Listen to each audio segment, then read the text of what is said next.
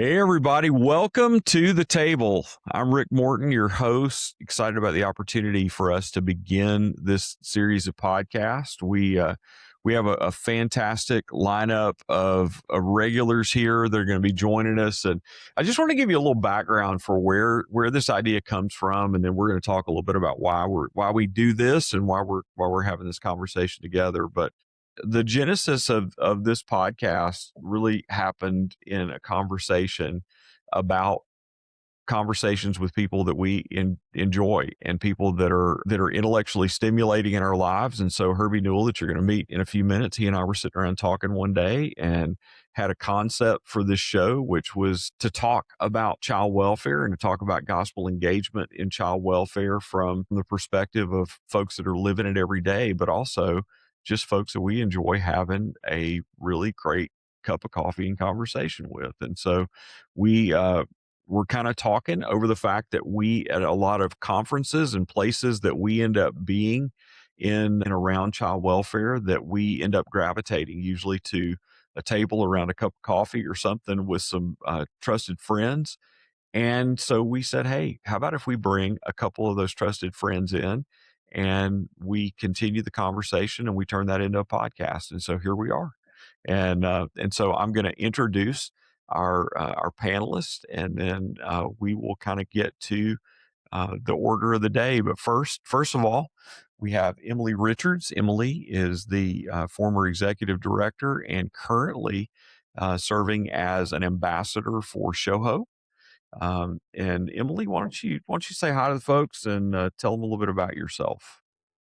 Well, hello, everybody. It's an honor to be here. Dr. Rick, thanks for having me. Herbie, it's always a gift to spend time with you, and Chelsea, fun to see you. Yeah, I think Dr. Rick, like you said, it so often is certainly a highlight to see y'all, to bump into one another at conferences or whatever events we may be at, and to just be encouraged by one another. It can be hard work, very rewarding work that we get to be a part of, but it can be really hard and lonely, and half the time you feel like you're going crazy trying to, like, am I thinking about this the right way? So to have friends that are in the trenches alongside you that ultimately are doing this because we believe in the kingdom coming and a day in which all the work that we do won't be necessary anymore, which is a gift to be a part of that this side of eternity. Anyways, honored to be here. Yes, I have the privilege of serving as ambassador advisor for Show Hope, organization that my parents founded in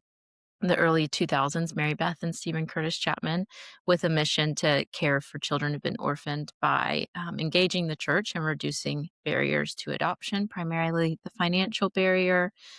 As our organization has grown, so too kind of has the mission and programmatic endeavors to also address the medical and the knowledge barrier that exists around caring for children who've been impacted by adoption and foster care. And then I watched my parents have two biological brothers and three sisters that came home through intercountry adoption.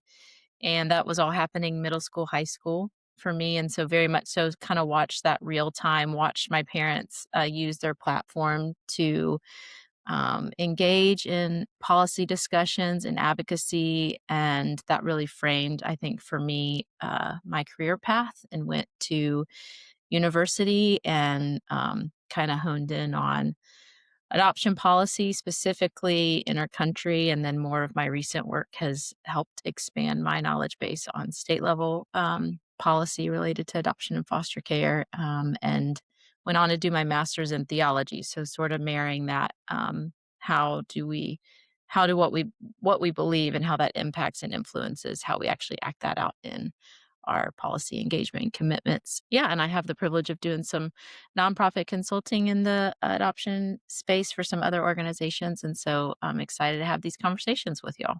Yeah. Yeah. And I love the fact that, a lot of our conversations at times revolve around that intersection of theology and practice, right? And so the fact that you bring that perspective is incredibly helpful to those conversations.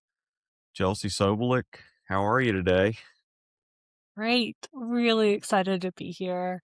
I Well, we're think, glad we're yeah, glad you pulled up a chair at the table as well.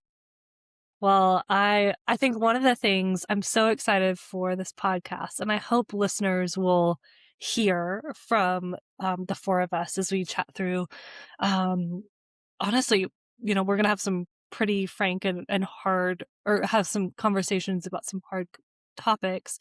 Is that we are all all friends and pals in real life, and um, I think one of the things that is so special about this grouping of people is, I mean, I called Emily recently to ask her for her advice about something, and I worked at Lifeline for a while, so I'm really excited for the four of us getting to have these conversations, and I have the utmost respect for you all, so I'm thrilled to be here. I will say it's not a table for me today; it's a desk. It's my son's spring break, so I tried to blur my background for people who are watching. Um, I'm No, perched at a it's pretty desk awesome. today. I love the fact you're kind of cash today, right? You got the Paris hat A little on bit and the more, whole yeah. thing, and yeah. But for the folks that are tuning in for the first time here, Chelsea, you bring a lot of varied life experience and a lot of professional experience to the table. You've worked your entire career in policy and in public policy, and particularly around child welfare. You've written books, and you are an adult adoptee. You also are an adoptive mom, and so both of those things are part of your story. And I think all that brings texture to the things that you bring to the table. And you've written on a wide variety of subjects. And so why don't you tell folks a little bit about just some of the things that you've done along the way and what you've contributed in writing. Thank you. Like you said, I come at these topics from a personal perspective. I was adopted from Romania as a baby. I grew up with all six of us. All my siblings were adopted internationally. Two from Romania, four from Russia. I have a cousin from Ukraine. Our son joined us from India 2.5 years ago, and we're in the process with Lifeline for kiddo number two. But to make a very long story very short, had planned to move overseas. I studied foreign policy and planned to move overseas after graduation. Planned to move overseas, and long story short, the Lord redirected my steps to Washington, D.C., and found myself working on Capitol Hill for, at the time, he was one of the co-chairs of the Adoption Caucus. He knew I cared a lot about that topic, and um, one of my coworkers was the primary lead for the caucus, but she took me under her wing and really taught me a lot about child welfare policy, but also one of the things that was so valuable as I was a fresh young staffer on Capitol Hill many, many, many moons ago was also learning the history of a lot of these issues. And I think that's so valuable for policymakers to understand the history of what's been tried, what worked, what didn't work. And that doesn't mean you learn from the past and you take these lessons and you apply them moving forward. So got to work for him for a number of years, and then worked for you guys doing government relations for a bit. And now I'm at another nonprofit, but I I was telling a friend recently, I've kind of, whatever job I've had, pulled children's issues along with me, even if it's not in my job title, because it's something I care so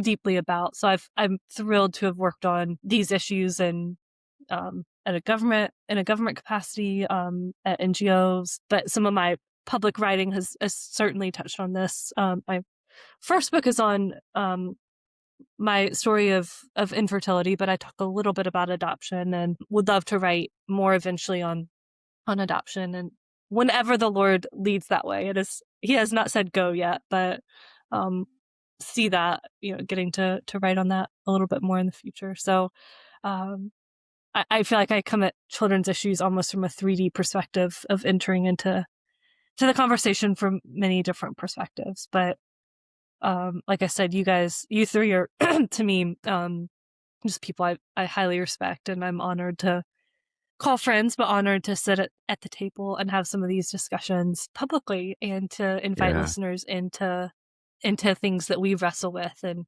think about and pray about often. Well, It's pretty cool, and I do want folks to know that's part of what we want you to do. We want you to pull up the chair, be here at the table.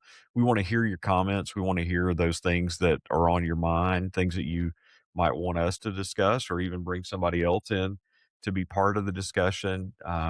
We know that what we're doing here is not it's not a static thing, and it's not an easy thing, and so we're always looking to engage, go a little deeper, and have conversations, no matter the nature. Well, finally, our last but not least, last but coming from the Eastern European discotheque, I think there that he's in. My friend, my buddy, my boss. So I got to straighten up a little bit because I got the boss in the house today. But Herbie Newell from Lifeline Children's Services. Herbie, how you doing today, man? Doing well, Dr. Rick. Yeah, we were changing around our backgrounds before I got on here, and I was able to put on the great recording studio that is a discotheque. So, thought that that would be just a great highlight to all of your many ventures in Eastern Europe. And I mean, we've got an Eastern European flair here. So, Absolutely. having the discotheque from Eastern Europe, I think is very fitting. It really does. It kind of reminds me, I said, before we jumped on air, it reminds me of the internet cafe we used to have to go to in Ukraine to email stuff out like in 2003. So it's kind of got that kind of vibe. Well, Herbie leads Lifeline Children's Services that I'm a part of, and has seen a lot in this movement over the last 20 plus years leading Lifeline. Herbie, how in the world did a CPA end up as part of a worldwide orphan care and child welfare ministry? Really just say that a CPA became part of a CPA. So a certified public accountant became part of a certified child placing agency, if I can get my acronym straight. Yeah, I think for Ashley, my wife, and I, one of the things that when we first met at St. University that she was extremely passionate about was life, was defending life. As a matter of fact, when we were getting to know each other in those early days, I asked her what she wanted to do when she grew up, and she said she wanted to be the director of a pregnancy care center. She wanted to lead a crisis pregnancy ministry. And she looked at me and she said, "Well, what do you want to do?" And I said, "Well, either a youth pastor, a businessman, or some type of ministry person." But I got really no idea. And so she had really the vision for what she wanted to do. And in those early years, I was practicing as a certified public accountant. I was actually doing profitability for healthcare organizations and manufacturing companies. So I'm sure that really gets people excited at home listening to this. I could go all into reimbursement rates with Medicare and Medicaid if you'd like me to. But what we really started to see is not at this table, but at our dining room table, we started to wrestle with just how are we going to help these young women that were coming through the doors of the center that Ashley served, and how are we going to care for them, and how are we going to care for their children. And so it first started really as a journey just to pray for those women, to pray for those future children that would, inhabit these spaces. And the Lord really just started to grow that into a heart for how do we care for vulnerable children. And the question that we asked ourselves around that table, Ashley and I, in those early days was, okay, well, if this woman chooses life, what's next? How do we care for her next? How do we care for this child next? And the thing I loved about Lifeline is since 1981, Lifeline has been walking in a pattern of saying, let's answer that question of what's next. How do we come alongside of mom and baby and child and help see them to flourishing and continuation? And so, yeah, in 2003, the Lord was gracious to bring me to Lifeline and allow me to serve this organization. And it's hard to believe that in just a few weeks, really, it'll be 23 years that I've been here, and Yeah. certainly have seen the Lord do so much during that time, and just incredibly grateful for that. But before I cede my time, I do want to say, Dr. Rick, you've got that golden microphone, but no one's introducing you, and so I think it takes my opportunity to introduce Dr. Rick. He is a venerable and deeply respected leader here at Lifeline. He's the VP of Engagement. He's a man whose many, many decades of faithful service have been marked by wisdom and steadiness and enduring gospel conviction. He's got a career shaped not by haste, but by holy perseverance. Dr. Rick embodies the kind of seasoned leader that is increasingly rare, measured, dignified, and profoundly influential. And so, Dr. Rick, you're known for your decorum, You're known for the many venerable years as a statesman of faith. Tell us a little bit about how you and Denise got connected to adoption and orphan care in your own family. Yeah, well, first of all, that was a wonderful introduction brought to you by ChatGPT. So thanks for that, Herbie. There were more adjectives in that I can imagine. But yeah, he was his speechwriter. Chad. I know, like, he's over there. Claude, I think, was his speechwriter. Claude is. I just said make sure you say venerable, statesman, and seasoned many times, and it did it. It did. Look at that.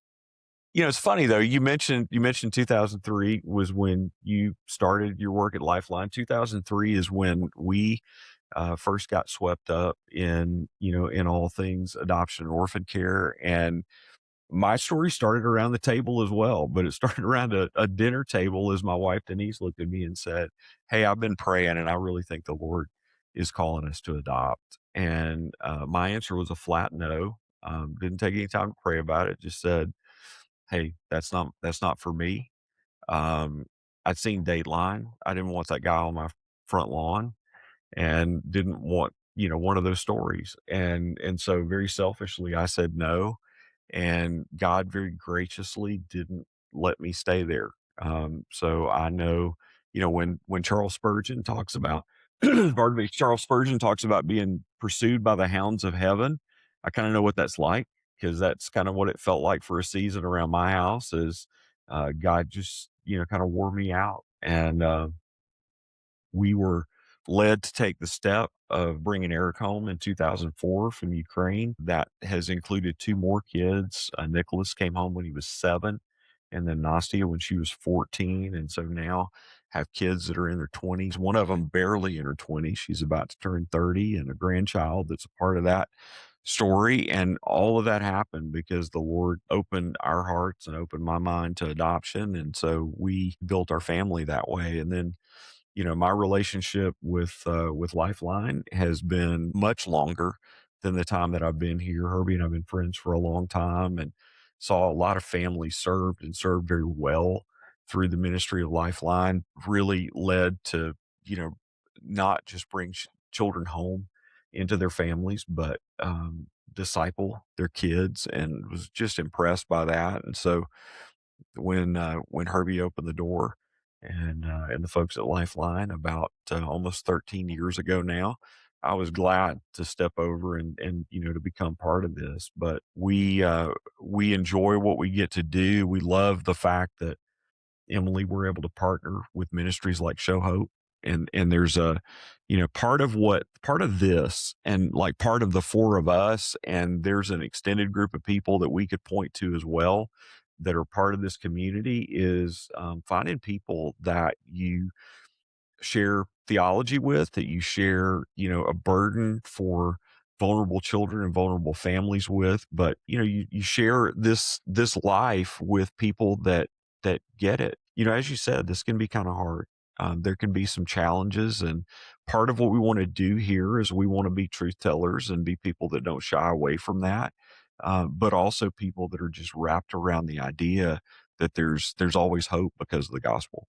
And so, because of who we are in Christ and because of what Jesus has done, we have we have an incredible privilege to kind of sit at that intersection of what can really be some tough work, but what also can be some incredibly beautiful stories. And I think we also don't really, we're not trying to fake it that we've got it all together, and we're not trying to be something more than we're not. And I think over the course of time, we're going to talk about things that happen in the movement as Christians are trying to care for vulnerable kids and vulnerable families. And sometimes that means we're going to talk about our mistakes, and sometimes that means we're going to talk about our short-sightedness, and sometimes it means that we're going to talk about victories that that God brings to bear. Even some, even maybe when when we're following along, we're not necessarily even leading in those things, but hopefully the Lord is going to give us that opportunity. Well, here's the thing. Like, I think all of you, I know you're busy, you're in crazy lives. You've got thriving ministries that are going on, around you, not only in your professional life, but in your home. You're going to take an hour a week for the seasons that we do this to invest in a conversation like this. Why in the world would you take your time to want to be part of a conversation around child welfare and around how we bring the gospel to bear in that? I could maybe start, Yeah. and hopefully this will be a good pitch for why people should also give us an hour of their time, or 30 minutes if you're listening to There you us go. on speed and a half, double speed. I think 2 reasons. I imagine a fair amount of people who listen to this will be in the child welfare arena themselves, whether social workers, working in some aspect of the arena, and or will also have some type of touch with the child welfare system, whether that's being a foster parent, an adoptive parent, and just some touch of the child welfare system in some case. And so I think why I have chosen to spend the time recording with you all, I like you all. But number 2, and what I hope listeners get out of this is that they don't feel alone. And, I've talked to so many people, whether they're in the throes of hard, social workers seeing and navigating really challenging situations every day, or people being exhausted. So I think my hope is that people will feel less alone in what they're walking and navigating, and that we can be a source of encouragement, and to use the biblical example, that we can lift someone's arms up with this podcast. And I think the second thing I'll say is, and if I had $1 for every time I said this on the podcast, I would be a rich lady, but the topics we're covering are complex and nuanced and challenging, and I don't have the answers. I hope you knew that, Dr. Rick, when you invited me to join the show, is I actually don't have all the answers. But I hope that people will also be encouraged to hear us wrestling with some of these topics as we're trying to love God and love neighbor as best as we can in the arena that He's called us to. Yeah, and I think, Chelsea, I think it's important to say that part of what we believe, and part of the reason we have conversations like this, is because none of us think we have the answer, but we think that collectively God has given us the gift of a community that can really help to press in and answer, more of these questions. And so the wrestling and the tough conversations are part of they're just part of the process. And I think you'll see in upcoming episodes. Episode 3, we're going to talk about the kinship care crisis and talk about this, kind of this whole movement within child welfare to champion kinship, but the fact that there's some really difficult and challenging things that are a part of what's a really laudable pursuit. And so we're going to be looking at the trends, looking at things that are happening out there in the world of child welfare, and we're going to be providing some commentary for that. But we also want to be stimulating conversation with you. And so, give us your comments. Let us know what you're thinking. Let us know when you agree with us, but let us know when you want to challenge us too, because we want to continue to sharpen one another through this conversation. Emily, we talked about earlier that one of the things that kind of as part of your perspective in this, you bring that idea of marrying good theology and a good understanding of the scriptures and how to apply them with life. Like how do people apply their faith in the child welfare system, and maybe what are some of the things we need to be mindful of as we're thinking in a challenging way about applying who we are in Christ to what we do in caring for vulnerable children and families? Wow, thanks for giving me the easy question. Well, dang it, I learned my lesson. I should have answered No, first, Chelsea. you should have jump out there. You're Sorry, I gonna thought get we were it. going around the horn to answer that one. No, oh no, like I would just. I had my answer ready for why I was excited to participate. Well, okay, but, well, tell why you're excited to participate then, and we'll Okay, we'll well, set first of that all, for I want to we'll save know that what for another Chelsea. podcast. Okay. I want to know what Chelsea was doing in 2003 because that's when Show Hope was formally also started, was February of 2003. So there's something in the 2003 water. So I don't know if you're listening, try to find something. I don't know. 2000. Just kidding. What I was up to. I Not did find that much. was really interesting, though. That's kind of I fascinating. know. That Anywho, is crazy. well, first of all, I'll say quickly, I'm excited to be a part of this podcast because, and why would I take the time? So much of what I have learned and have so much more to learn and don't have the answers, as Chelsea said, but the little bit that I have learned has always been from those that are ahead of me on the journey. And so many, yes, my education and formal training has helped sharpen skills, but so much of the knowledge of these issues, the pitfalls to be aware of, the sharpening of one's ideas or arguments has come from being challenged by friends that are also working in the space. So I think this is such a rich resource, especially for anyone that's engaged in the field or interested in furthering their engagement with child welfare, like just to be a part of the conversation and kind of that collective wisdom is so, it's been really informative for my journey. As far as applying our theology, I mean, I think there is, gosh, I'm trying to think how nerdy do I want to go? I'll say this. Okay, so I think one of the most impactful, when I was doing my master's, I had a series of classes, like a theology of humanness class, a theology of family class, and a theology of the church class that were all like designed and kind of paired together to help lead toward my dissertation, which was all centered around the church as a welcoming community for children and families have been impacted by adoption, specifically adoption of children with complex developmental and intellectual disabilities.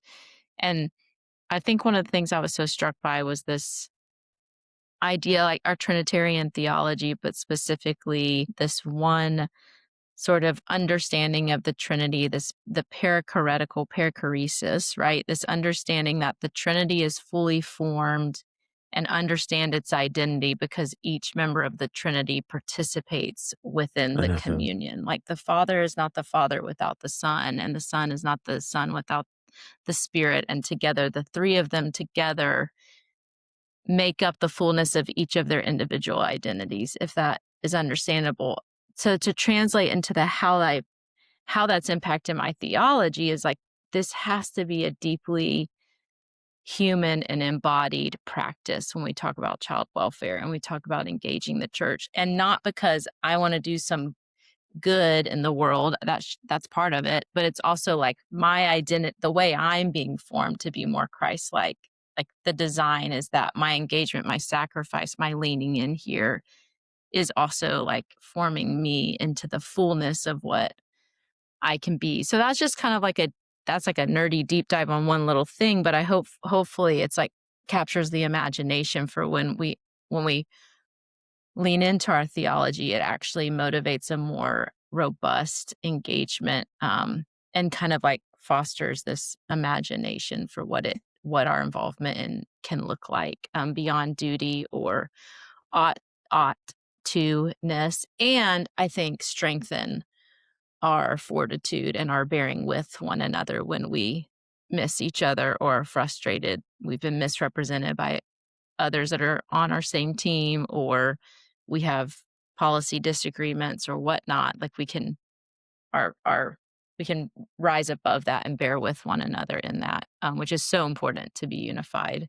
in this moment in time. So there you go. So I'm gonna see your did I pass? nerdiness and I'm gonna raise it one. Yeah, like Great. no, totally. But I think like something that I've just really been wrestling with recently is the idea that it's sort of the opposite almost of what you said about the Trinity. The idea that we need, one another and that we thrive in relationship, and that's a reflection of, God's completeness. And really kind of looking in Genesis 3 and realizing that Adam was created incomplete, right?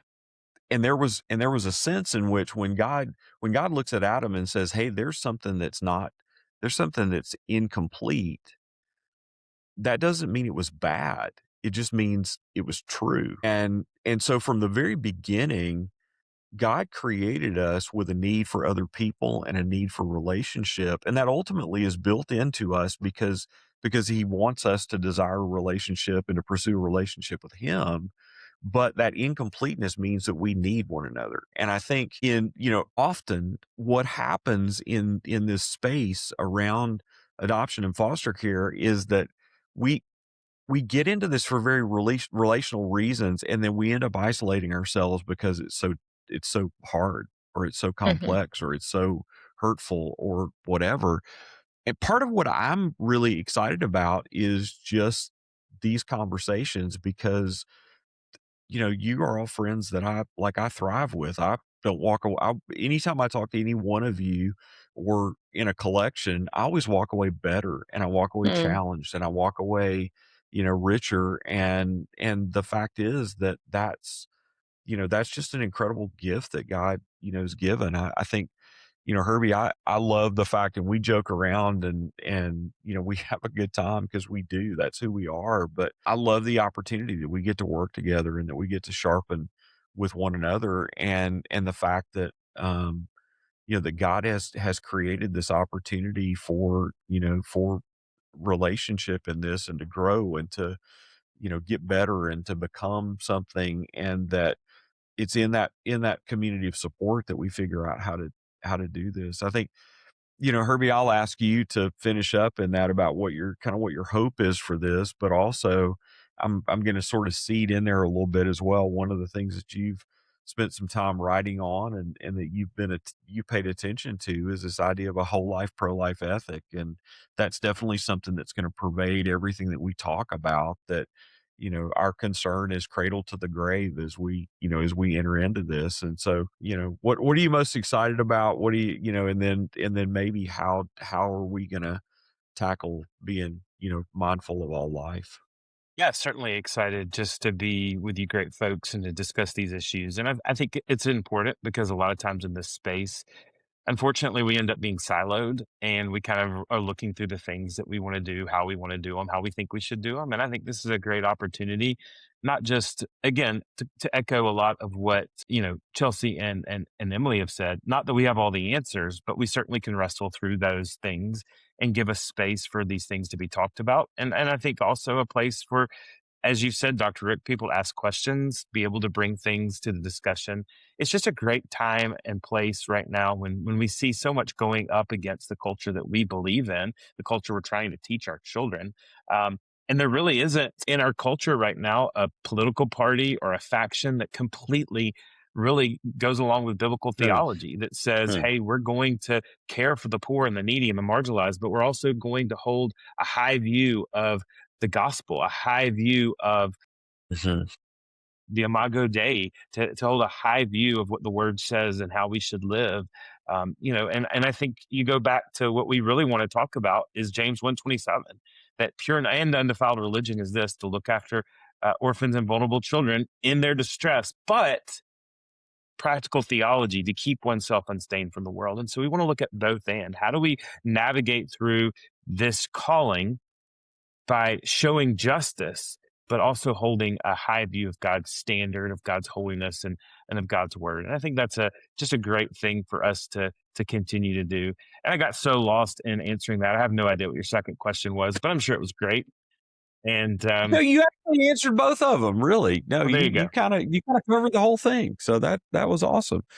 Well, y'all, it's kinda coming up to close to our time. We wanna honor, your time commitment, and don't wanna exhaust folks too much. But if you're out there and you're beginning to listen to the tables, drop us a message. Let us know who you are, where you are.